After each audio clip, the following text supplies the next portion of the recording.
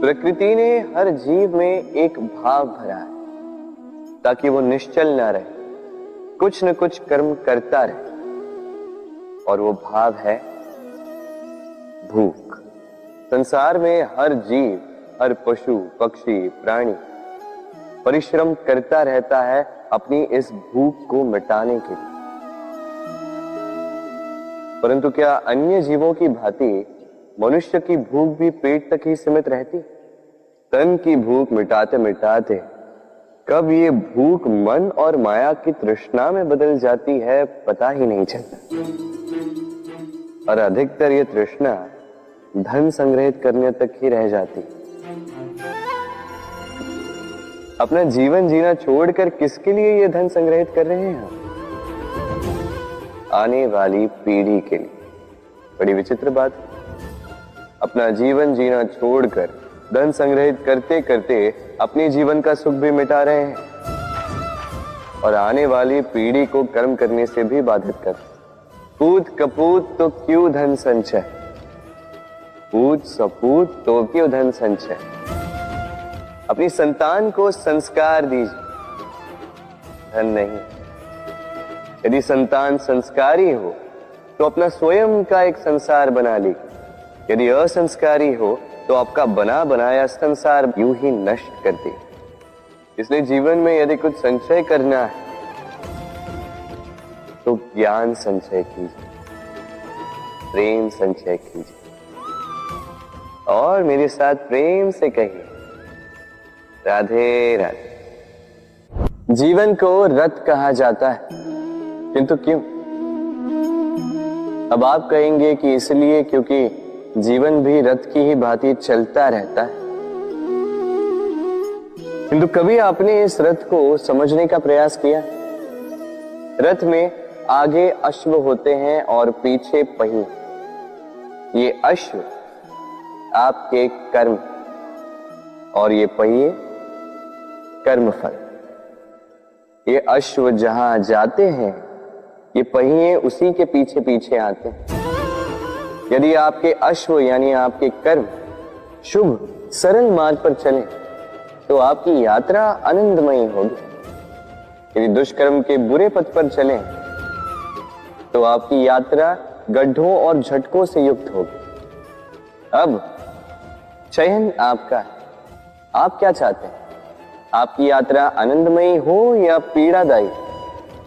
अपने कर्मों के अश्वों को नियंत्रण में रखें। फल का पहिया सदैव आपको मधुर रास ही देगा। राधे राधे। बताइए श्रेष्ठ कौन? रेशम के धागे बनाने वाला या उन धागों को बुनकर वस्त्र बनाने वाला? निश्चित रूप से वस्त्र बनाने वाला। अब बताइए श्रेष्ठ क्या है? माटी को पूरे तट पर बिखेर कर रख देने वाली बाढ़ या उस माटी को समेट कर उसी से एक मूर्ति बनाने वाला मूर्तिकार? निश्चित रूप से मूर्तिकार। अब बताइए श्रेष्ठ कौन है? देवताओं और दानवों का वो दल जिन्हें अमृत प्राप्ति के लिए इस संसार में हलाहल फैला दिया, या वो महादेव जिन्होंने इस हलाहल को सूक्ष्म करके अपने कंठ में समाहित कर लिया? निश्चित रूप से महादेव श्रेष्ठ।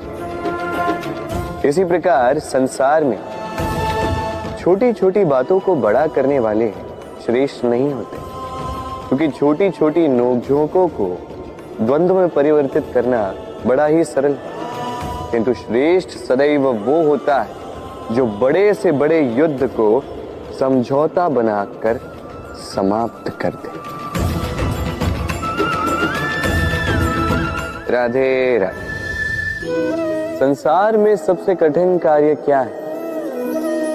कोई कहेगा पर्वत पर चढ़ना, कोई कहेगा तैरना, कोई कहेगा उड़ना। किंतु क्या ये वास्तव में कठिन है? असल में देखा जाए तो बस ये थोड़े भिन्न है। जो कर्म हमारे लिए करना थोड़े भिन्न हो हम उसे कठिन समझ लेते, जैसे तैरने की कला भिन्न है।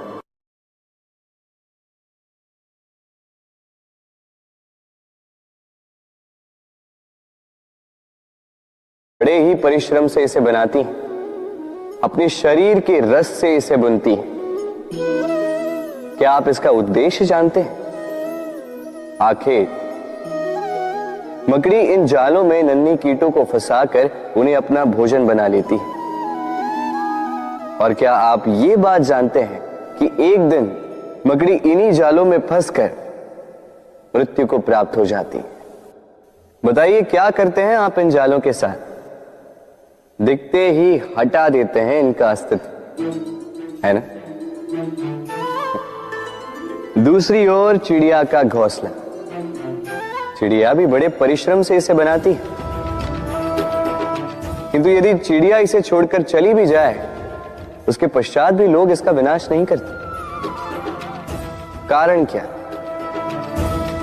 कारण यह है कि इसका निर्माण जीवन के संचयन के लिए किया गया था, आखेट के लिए नहीं। स्मरण रखिएगा, जीवन में आपका परिश्रम कितना भी अधिक हो, यदि आपका लक्ष्य शुभ ना हो तो आपको भी विनाश पाना ही होगा। तो सृजन करते रहिए और मगन होकर कहिए राधे राधे।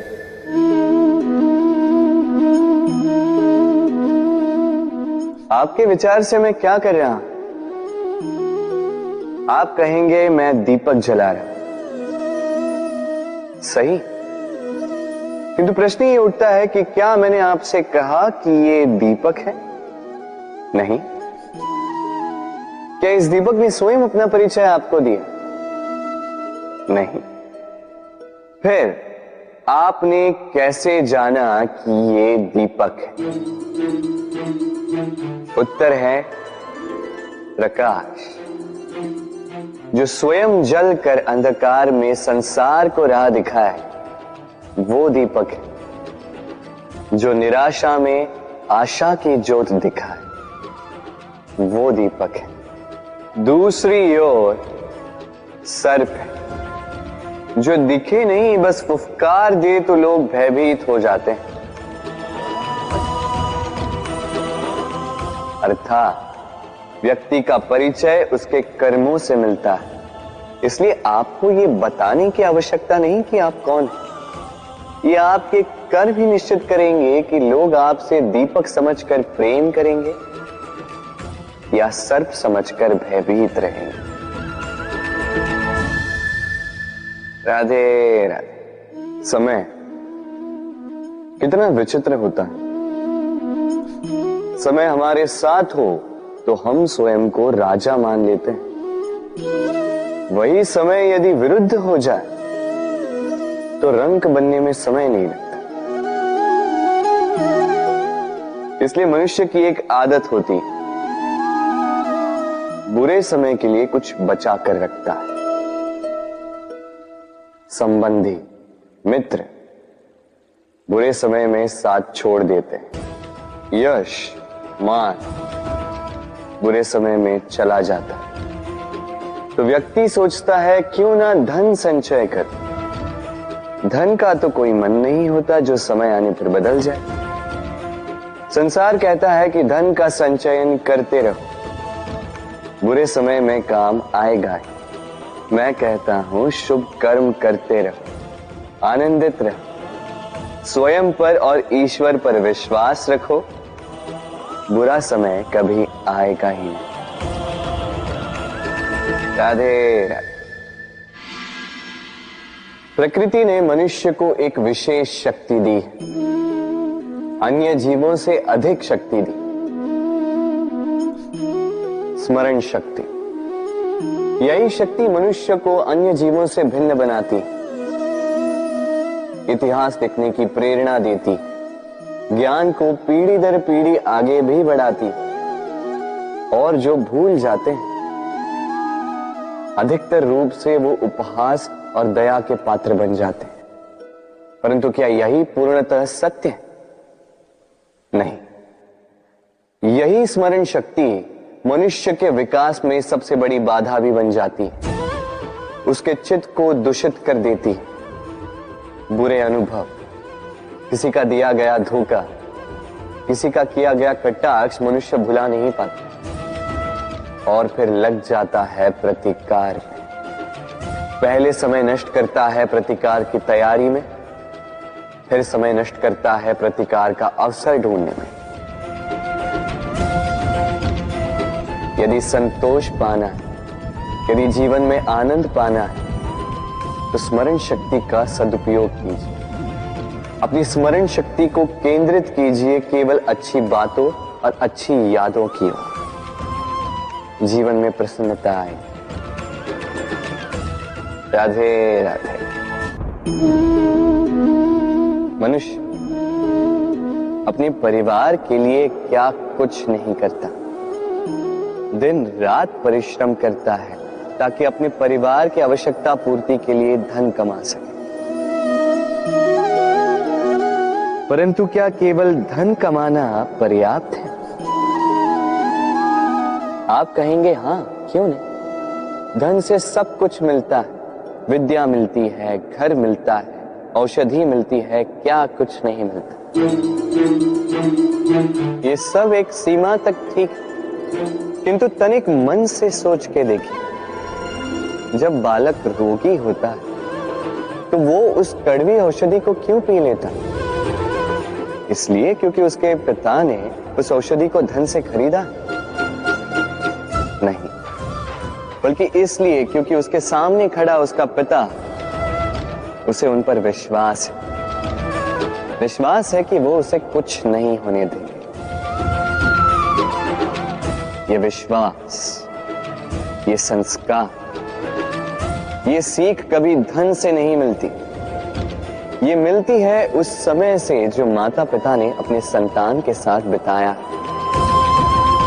इसलिए जीवन में धन अवश्य कमाई, किंतु अपने परिवार को भी समय दीजिए, प्रसन्नता मिलेगी। राधे राधे। मुझे बताइए, इस दीवार को तोड़ने का क्या लाभ है? यदि किसी संबंध में संदेह घर कर लेता है तो आए दिन शत्रुता की स्थिति बनी रहती है। कल कोई और कारण बन सकता है इस दीवार के पुनः बनने का। तो क्या पुनः इस दीवार को बनाएंगे काका? संबंध की पवित्रता वैसी होनी चाहिए जैसे एक माता और संतान के प्रेम में होती है, निश्चल, निर्दोष, कि बात केवल रूठने मनाने तक ही सीमित रहे।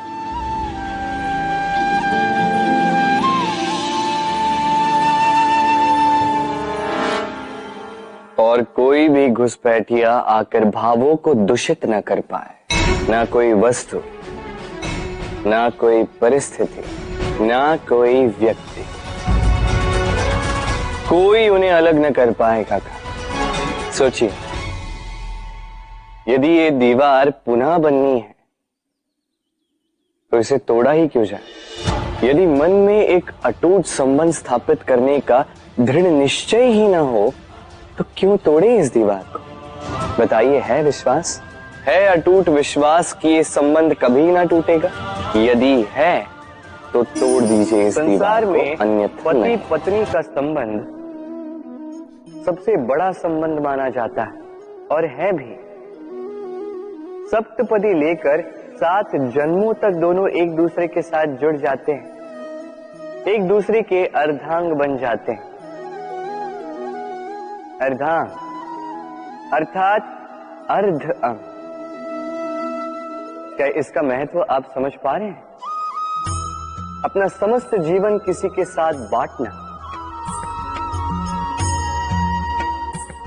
किंतु क्या संसार के सारे पति पत्नी एक दूसरे के साथ अपना समस्त जीवन बांट सकते हैं? क्या इसमें सभी सक्षम रह पाए हैं?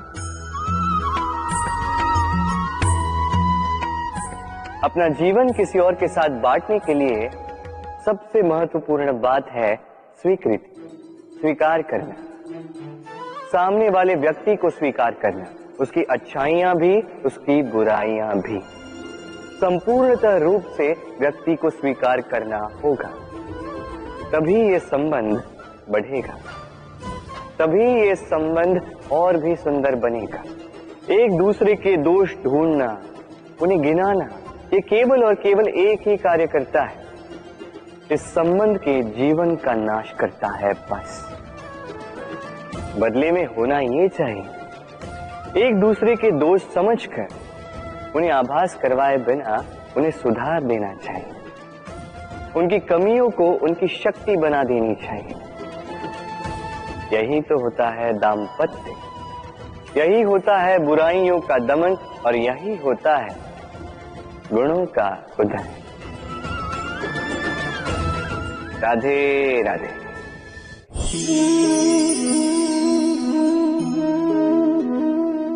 कंकड़ इतना छोटा सा कि उंगली पर आ जाए, किंतु सोचिए यदि यही कंकड़ आंख में लग जाए तो कितनी बड़ी समस्या बन जाता है। अब सोचिए ये कंकड़ आपके मार्ग में है, आप पादुकाएं पहनकर बड़ी सरलता से आगे निकल जा सकते हैं, किंतु यदि यही कंकड़ आपके पांव और पादुकाओं के बीच फंस जाए तो आप ठीक से चल नहीं पाएंगे, भले ही वो मार्ग पुष्पों से भरा क्यों ना हो। अर्थात आप बाहर की समस्याओं से, उन चुनौतियों से लड़ सकते हैं, भीतर की नहीं। भीतर की समस्याओं से लड़ना अत्यंत कठिन होता है, इसलिए सर्वप्रथम आप भीतर से शक्तिशाली हो जाइए, भीतर से पूर्ण हो जाइए, फिर आप इस संसार के समस्त समस्याओं और चुनौतियों से लड़ सकते हैं, आप विजयी हो सकते हैं। राधे राधे। प्रेम, ये प्रेम इस संसार में किसे नहीं भाता, हर किसी ने प्रेम का अनुभव किया ही, हर कोई जानता है ये प्रेम कितना सुंदर है, क्यों ना? ये प्रेम भाव इस संसार में सबसे शक्तिशाली भाव। अब हर शक्ति के साथ आते हैं कुछ उत्तरदायित्व। अब जैसे ही ये उत्तरदायित्व हमारे जीवन में आते हैं, हम सर्वप्रथम प्रेम को भूल जाते हैं, फिर हमें ये प्रेम, ये बोझ लगने लगता है। किंतु इस संसार का सत्य तो यही, हर प्रसन्नता के साथ उत्तरदायित्व आएंगे जिसका पालन हमें करना ही होगा। अब यदि मैं आपको उदाहरण दूं, आपके बगीचे में आप चाहते हैं कि एक सुंदर सा पुष्पों से भरा हुआ वृक्ष आए, तो सर्वप्रथम उसके लिए आपको जल और धूप का आयोजन करना होगा, उसके जड़ों पर दीमक ना लगे ये आपको सुनिश्चित करना होगा, उसके आसपास उगी खरपतवार वो आपको हटानी होगी, उसी के पश्चात तो आपके उस बगीचे में वो सुंदर पुष्पों से भरा वृक्ष आएगा। क्यों? इसी प्रकार होता है प्रेम भी। सर्वप्रथम आपको इसमें समर्पण का खाद जल डालना होगा, अविश्वास और संदेह, इसकी खरपतवार आपको हटानी होगी, और विश्वास की ये जड़ें कभी ना दुर्बल पड़े ये आपको सुनिश्चित करना होगा। उसी के पश्चात प्रेम का वास्तविक सुख आप अनुभव कर पाएंगे। राधे राधे। प्रेम, प्रेम क्या है सभी जानते हैं। सामान्य रूप से ये प्रेम आकर्षण से प्रारंभ होता है और इसमें कुछ भी बुरा नहीं है। महत्वपूर्ण बात यह है कि इस प्रेम का लक्ष्य क्या है। जिससे आपने प्रेम किया उसे पा लेना या ना पाने के कारण स्वयं को विचलित कर इस संसार से मुख मोड़ लेना। यदि कोई इन दोनों विकल्पों में से कोई एक चुनता है तो आपको बता दो, ये दोनों ही प्रेम का अंत है। प्रेम का असली अर्थ है समर्पण, संपूर्ण निस्वार्थ समर्पण। ऐसा प्रेम जिसमें जिनसे आपने प्रेम किया उसको पाने की प्रसन्नता आपका लक्ष्य नहीं है। जिनसे आपने प्रेम किया उसे प्रसन्न करना आपका लक्ष्य हो। ये प्रेम ईश्वर है, किंतु यदि इस प्रेम में पूर्णतः समर्पित नहीं होंगे तो इस प्रेम में एक आकार नहीं हो पाओगे।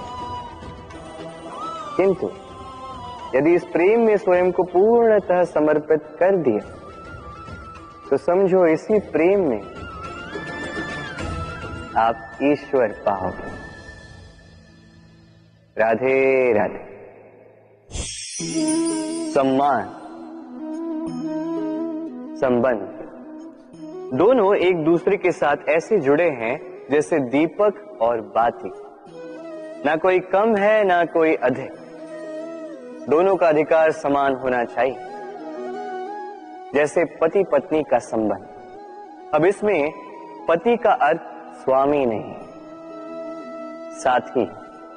उसका कर्तव्य है साथ देना, आदेश देना नहीं। और ये संबंध सहकार से बनता है, अधिकार से नहीं। हाथ बढ़ाने से बढ़ता है, उंगली उठाने से नहीं। यदि इस संबंध में एक दूसरे का मान रखोगे, एक दूसरे का सम्मान करोगे, तभी ये संबंध बढ़ेगा, तभी ये संबंध अभिमान योग्य बनेगा। राधे राधे।